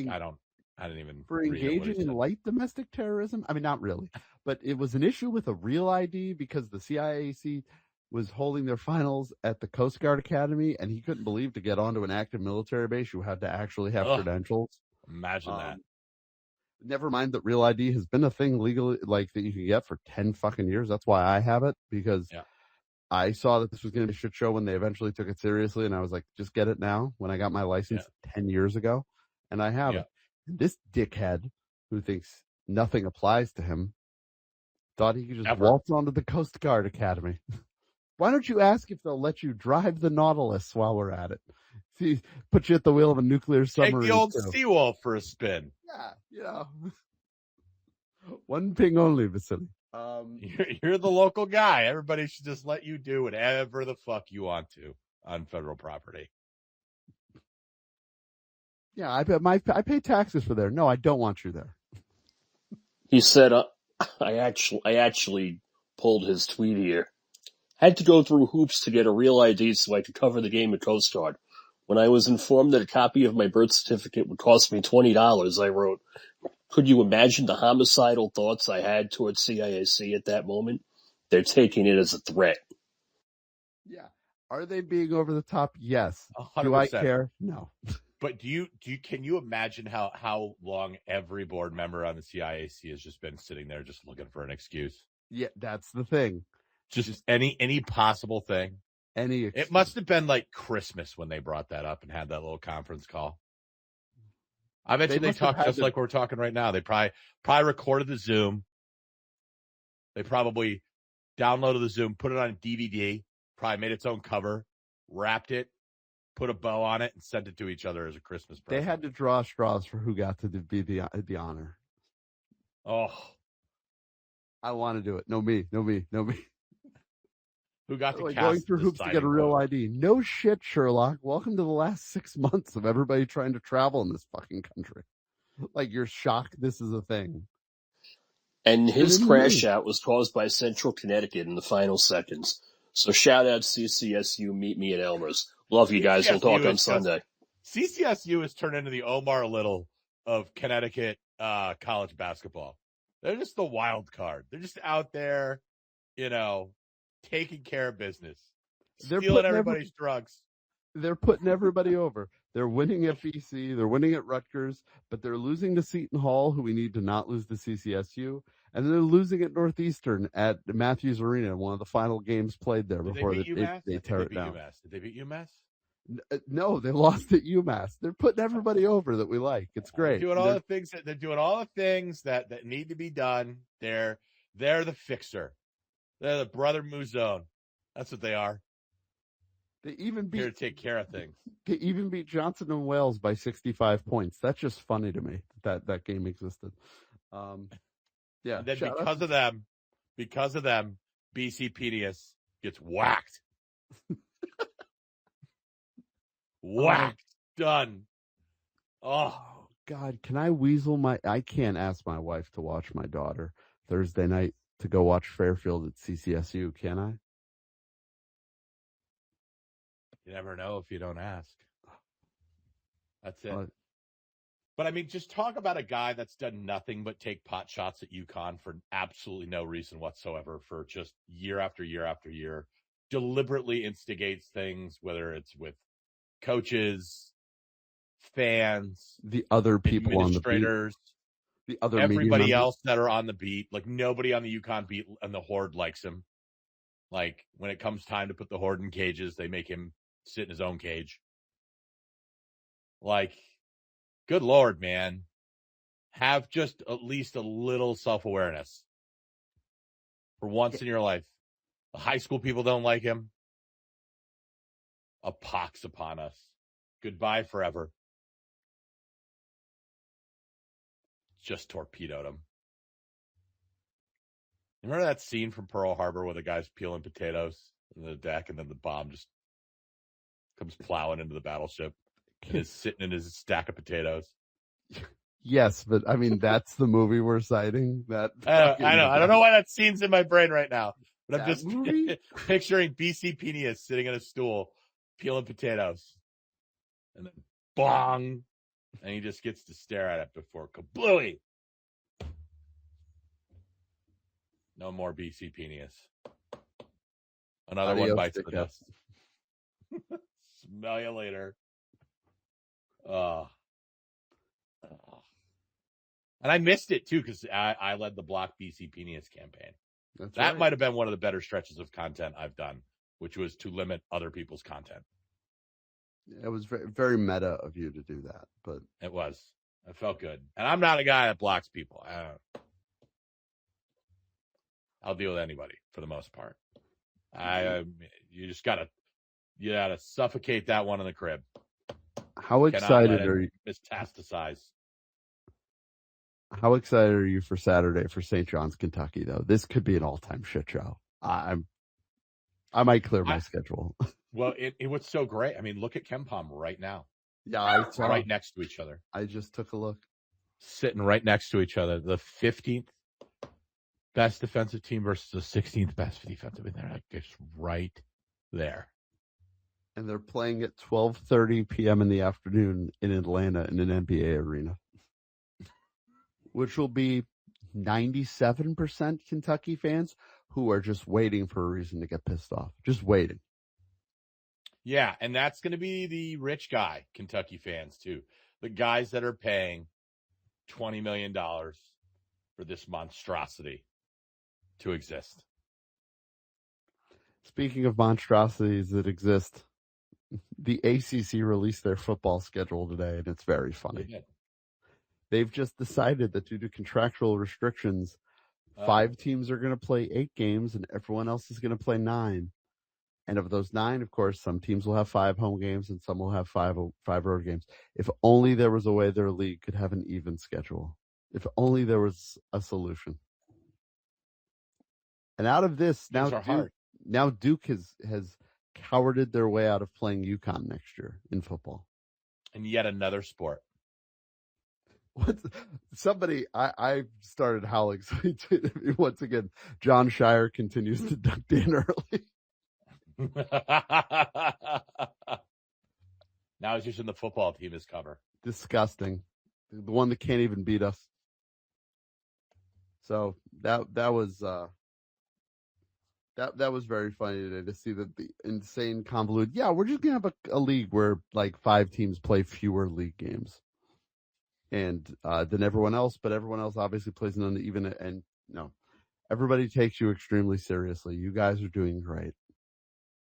And now UConn's got to find another football game next year to replace Duke. And I think it might be San Diego State. We can't. Those poor people. Like, they just can't get away from us. I do feel like we kind of do owe them. Like, there's not a lot of programs out there that I'm like, oh, no, Like, we crushed Illinois. I was a little upset that we gave them even any kind of opportunity to redeem themselves, which they did not, by the way, but upset me that we even gave them the opportunity. San Diego State, on the other hand, I feel like we owe them one. I'll never forget. Like nice people. The 2024 Sweet 16. We ran into their fans in Boston, and they were just so cool about the whole thing. These folks had flown cross country from San Diego to Boston in March. It was rainy, it was cold, and UConn shat in their Cheerios again. And they had a great sense of humor about it. I'll always root for those guys. And one San Diego State fan that I saw there that night, he's like, I just came out to see the Paul Revere's church. I think he was telling the truth. I'm willing to believe him. And I'm pulling for him this year. It's so hard to. Have you taken a look at Ken Pom and how far you have to scroll to find a legitimate, like, non-power league team? It's sad. It's not surprising, but it's sad. San Diego State's probably be probably St. Mary's in the WCC. Yeah, I'm gonna guess it's them. Yep, they're at 32. They're in 30. Yeah, 32. They're there. Utah State at 40, huh? Yeah, go one more though. Go one more. If Dan Hurley left tomorrow. Yeah, I'm telling you, St. Louis. Holy smokes, that was fast. Yeah, last year was rough because, Robbie Avila's ankle was made of mashed potatoes. He is back this year. He is shooting 45% from three. And the St. Louis Billikens are 9-1. They're still working their way through 3 terrible bye games before they open up a 10 play on January the 7th. The Billikens. They're playing Principia. Yes. What? Don't do that. You shouldn't have done Principia? What are we doing, dude? No. So there was obviously an awful news story around Brown University. We all know about it. This impacts basketball because Brown was supposed to be playing at USC this Sunday, and they're not. USC, they added UC Santa Cruz, which is a non-D1 game. Josh, call them up. Bump the Principia game. Like, to hell with the fact that you're supposed to play friggin' New Hampshire Sunday. Go play USC. Because the problem staring at St. Louis is, I don't know if they can get that large bid with this. Like, their best wins are Santa Clara and Grand Canyon. I think they're really good, but I think Josh might have worked his way into another shoot like 2 years ago, where if they get bumped in the A-10 quarters, they're not getting in. Because it sucks, because the A-10's had a pretty good start to the non-conference. It's almost over. But I mean, Principia plays in the SLIAC, by the way, which if you don't know, I don't. Really bad, a really bad Division III conference. So far this year, Principia men's basketball 2-9 on the year, including a 109-42 road loss to Rhodes College in Memphis, Tennessee. Also a 105-69 loss to Williams Baptist University. Also allowed 141 points against Grinnell College. Just saying. Isn't Grinnell one of those run and gun teams that tries to score 180 a game, though? Yeah, they are. They're a very up-tempo team. You guys just did an interview with Sage, didn't you? That's right. We just talked with Mike DeGeorge, who was at Cal Poly. They had a brutal loss tonight in terms of a heartbreaker. Pull it up tonight. They lost 88 to 30. They lost 88 to 36 to Illinois College. So safe to say, not really understanding why we're doing this. Yeah, why is St. Louis playing that game? Yeah, I don't know. But Josh Schertz has done a great job year 2 at St. Louis. And folks, he is a guy it would be if Dan left is on the short list. Yeah. I mean, I don't want to think about it, but it's like, the nuclear codes. I have a list. He's on it. Yes. TJ Alselberger is at the top of it. Maybe Josh might be number 2. Talk about that. I didn't say he would take it. I feel creepy. I know. I don't like 30. It's not a problem we're going to have for a very long time, and I'm going to tell myself that. So we have a really good team, though. Big win tonight, 1-0 in the Big East. Get things kicked off. I don't know if you have anything else. I have a 6:40 a.m. alarm. I can't Only 5 hours away. Yeah, I'll be fine. I actually got a ton of sleep last night anticipating it, but happy to be here. Happy to be into Big East play, even though this year it's depressing, I think, probably. It's really bad. Looking at, so UConn's next game Sunday afternoon, 4:30 at the Paul. As a New York Giants fan, it'll be nice to feel something about a 4:30 p.m. Sunday sporting event. It's been about a decade. So that'll be, I've been sitting on that joke for 3 days. I don't know if it was good, but it felt good for me. God, they suck. St. John's Saturday, Kentucky. Butler has the huge game Saturday with Northwestern. Villanova has an interesting one Friday with Wisconsin. Kind of a must-win for Villanova to have an at-large case, I think. Seton Hall at Providence Friday. That's going to be a dumpster fire.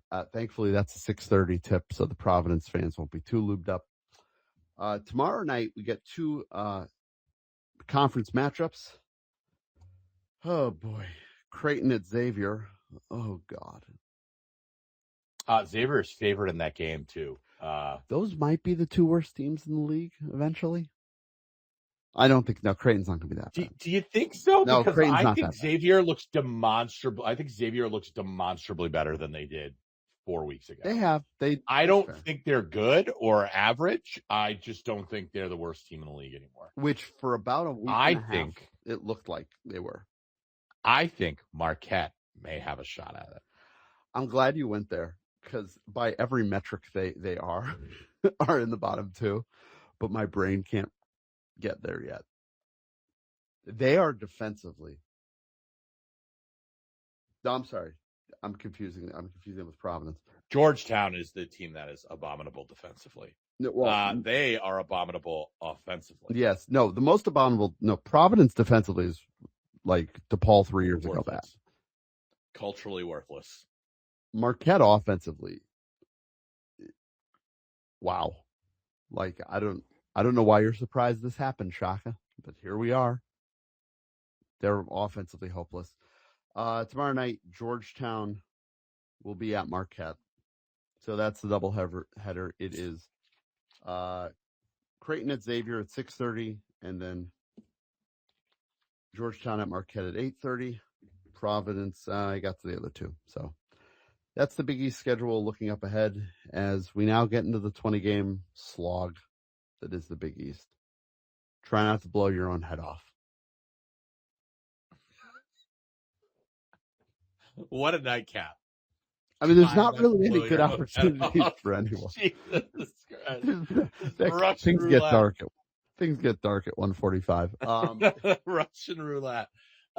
Yeah, so we're gonna do the DePaul show on Saturday, and then it's the holiday season. It is. We'll fit a holiday space in probably. Who are we kidding?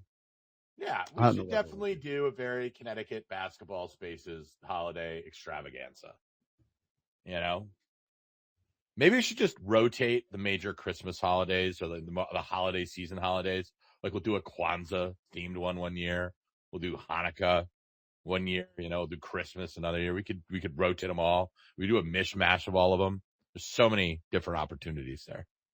I'm going to bravely say us doing a Kwanzaa themed one is a really good way to get canceled. Like really, really good way.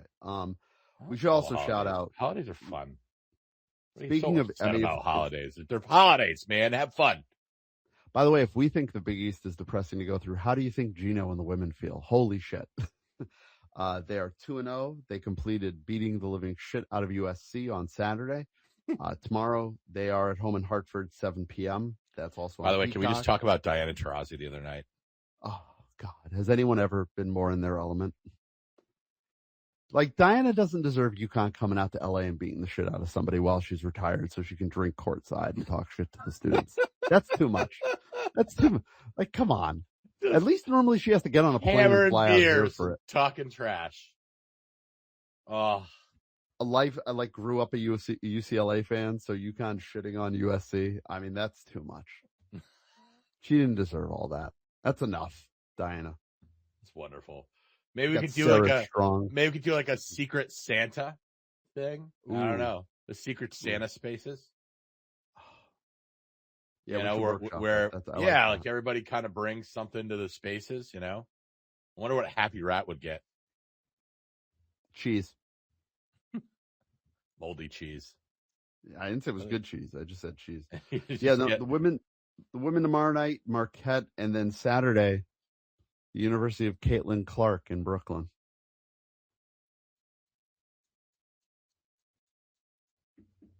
easy money. The only thing funnier is that is a doubleheader and that Tennessee has to play at 11 in the morning. Thanks for hanging Fox out, really- Lady Balls. Fox cares about women's basketball so much that they are playing Tennessee Louisville at 11 a.m. in Brooklyn on Saturday. Thanks for scheduling it, I guess. But yeah, the undercard for UConn, hopefully throwing Iowa into a blender. It'll be so depressing if they don't on so many levels. I don't think we're going to have to worry about that. I would don't bring think the they're blender. going to lose for a very long time. All right. So I suppose we'll see everybody on Saturday night. We will see you at Wintrust, Yes. I'll as see you at they Wintrust. say. The I only didn't tell Jaden that. Damn it. I have to the text him. only building that has successfully kicked me out. The Carrier Dome. Well, yes, I do. I may hold the record at the Carrier Dome. Oh, let's talk. I forgot. We buried the lead. Sorry.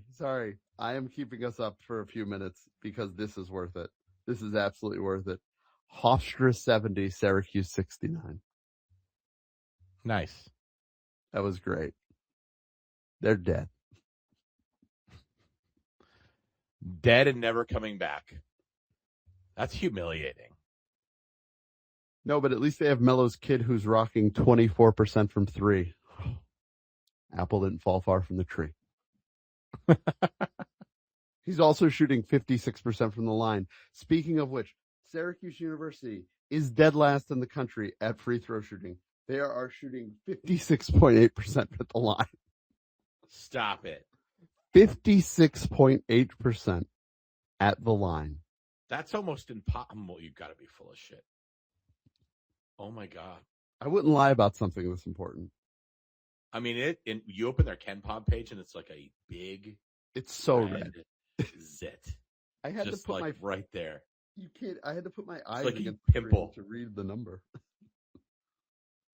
It's like a pimple you're just daring you to pop it. Good God, man. I'm just so mesmerized by the collapse of that program. I'm enjoying it immensely. I'll never not enjoy it. And even when it's fully collapsed, like I'll still keep throwing rubble on top of it. I want them to be buried forever. But good God, they've done it in the most hilarious way possible. Lost to Hofstra. Why did they even schedule that game? It's Good question. The funniest thing is that the way their schedule broke was after the Tennessee win where they stormed the court. All right, calm down. Although Tennessee beat the shit out of Louisville tonight, which was the big ranked game. Their remaining schedule was like a bunch of, stop me if you've heard this before, Syracuse wasn't leaving upstate New York until January. And it was like, oh, maybe Red has turned the corner. Yeah. That No. I actually liked the pieces on their team. They just don't look The good. pieces there are some good pieces. They are very badly coached and they cannot shoot free throws. Like it's alarming. I don't think Adrian Autry has any idea what he's doing. None. I think he is a colossal cry for help. And this is an entire schedule that just screams like, well, look at the number of games that I won this year. Yeah, he's gonna be. Remember when we used to talk about coaches winning 20 games a year? Mercyhurst, Binghamton, Delaware State, all four of which are below 330 on Ken Pom. Drexel, Monmouth, Northeastern, all sub 200 teams on Ken Pom. And then Houston, Kansas, and Iowa State. Yeah, players era because they need the money. They didn't even look bad in the players era, and then they got done with it, and they have looked terrible since. Yeah, well, Syracuse or the Tennessee game, and then not great against St. Joe's, and then the Hofstra thing was just fucking. They're hilarious. playing one sub Ken Palm 100 team until the third week of January. Yeah. Well, welcome to life. Mercyhurst, Northeastern, Stonehill. They play Clemson, 31st. Georgia Tech, Pitt, Florida State, Boston College.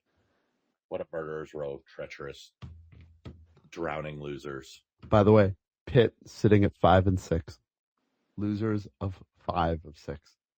Also, didn't get Gan Hurley. Correct. Maybe Their one win was they beat Ohio State at the buzzer, which is the second year in a row that has happened, which is funny. Yeah, they're even more broken than Syracuse is. Maybe the ACC should have taken Hofstra instead. They'll probably take Hofstra before UConn at the rate this shit's going. So Hofstra doesn't have a football team. They'll bring it back. Marcus Colston will be avenged. Yeah. That's a nice way to end hot balls. Just pissing on fallen stars. Just taking a shit on somebody else. There's nothing that makes me feel better than tearing somebody else down. I have to admit. There's nothing like it. People that say, oh, does it make you feel good? Yes. Yes. Are you proud of yourself? Yes, actually. Yeah. Thank you very much. 100%. It takes a lot of effort to try to be funny when you're shitting on somebody else's face. Plus balance, dexterity. There's a lot that goes into this, people. It doesn't just happen. There's a lot of work, a lot of dedication that goes into it. And it makes me feel great. And if you don't believe me, look at 50 Cent on 60 Minutes last week. Nothing makes you feel better than kicking somebody while they're down. They're always easier to reach. All right, folks. Going to see you on Saturday night as UConn makes their way to Intrust for their annual soiree with the Blue Demons of DePaul University. We will come to you live after the game. I do have a thing I have to do after the game, but then we'll hop on right after that. God damn. We're not going to do Spaces at fucking 11:30 again. I think. Are we out of the clear on this, by the way? On the 11:30, 12 o'clock, midnight, 1 o'clock in the morning? I think we are. We actually, it's a run of day games too. Not day, but like earlier games coming up after this. Let me pull it up real quick. Oh, but do you know the game that we are going to be doing a later space for? Seton Hall on the road, January 13th, Tuesday. I know. After, the next few start times for UConn: 4:30, 5, 2, 7. Road game 12:30. The DePaul home game at 12:30. We finally got a Hartford 12:30 game on a Saturday. It's DePaul, the poor Blue Demons. And then yes, Seton Hall on True TV. It will not be very funny. It will not be an impractical joke. That game is as serious as it comes. I'm already terrified of it. I'm not terrified of it. I'm embracing it. And then at noon and at 12:30. Yeah. I hope they beat us by 50. Yeah, either we win or just lose by 60 because just lean into the bet. Nothing's more important than the bet. All right, that's enough of my yapping. We will see you guys on Saturday evening. Have a great rest of your week, everybody. And until then, you guys know the deal. Keep in touch with yourselves. Good night, everybody.